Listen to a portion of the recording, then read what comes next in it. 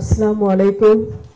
আজকের প্রেস কনফারেন্সে AFC under twenty women's Asia cup qualifiers 2026-এর প্রেস কনফারেন্সে উপস্থিত ঢাকা ব্যাংকের সম্মানিত executive vice president Mahbubur Rahman Palash, উপস্থিত বাংলাদেশ আন্ডার-20 উইমেন্স টিমের হেড কোচ পিটার বাটলার এবং ক্যাপ্টেন আফিদা খন্দকার, উপস্থিত সাংবাদিক ভাই ও বোনেরা।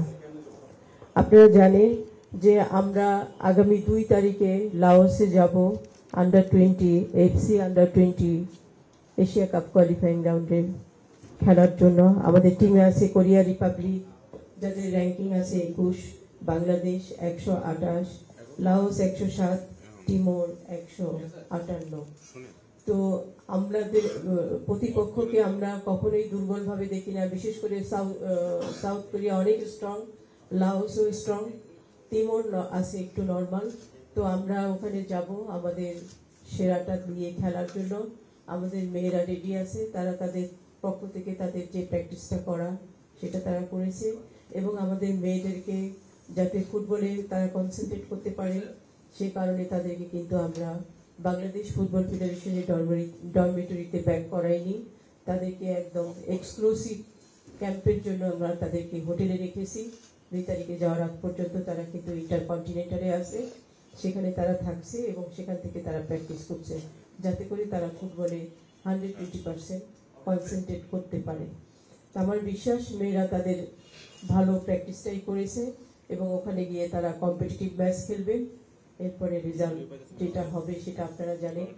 8টা গ্রুপে খেলা হবে, তো 8টা গ্রুপের 8 চ্যাম্পিয়ন এবং বেস্ট 4টা রানার্স আপ যাবে ফাইনালে। তবে এখানে একটা কন্ডিশন আছে, সেটা হচ্ছে যদি থাইল্যান্ড কোয়ালিফাই করে তাহলে 4টা রানার্স আপ যাবে, আর যদি থাইল্যান্ড কোয়ালিফাই না করে সেক্ষেত্রে 3টা রানার্স আপ যাবে, কারণ থাইল্যান্ড হচ্ছে হোস্ট, তখন তাই থাইল্যান্ড হোস্ট হিসাবে খেলবে। তো এতটুকুই। আমি আপনাদের মাধ্যমে প্রথমেই ধন্যবাদ জানাতে চাই ঢাকা ব্যাংককে এবং কৃতজ্ঞতা জানাতে চাই ঢাকা ব্যাংককে। ঢাকা ব্যাংক আমাদের সাথে 2018 সাল থেকে কন্টিনিউয়াস আছে এবং আমাদেরকে তারা খুব ভালোভাবে সাপোর্ট দিয়ে যাচ্ছে। এবং আমি বিশ্বাস করি যে আমাদের যেহেতু সিনিয়র টিম, যেটা আমাদের Asia cup qualifying round final অস্ট্রেলিয়াতে যেটা খেলবে, সেখানে খেলতে যাওয়ার আগে আমাদের বেশ কিছু প্র্যাকটিস ম্যাচ খেলতে হবে, ট্রেনিং করতে হবে, তার জন্য আমাদের অনেক বেশি এক্সপেন্সেস আছে।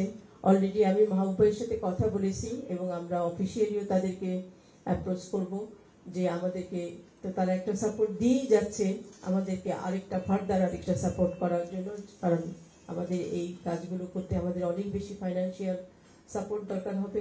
আমরা ঢাকা ব্যাংকের কাছে সেই সাপোর্টটা যাব এবং অন্যান্য আপনাদের মাধ্যমে বলতে চাচ্ছি অন্যান্য কর্পোরেট হাউসগুলোর কাছেও আমরা যাব, তারা যেন আমাদের পাশে থাকে।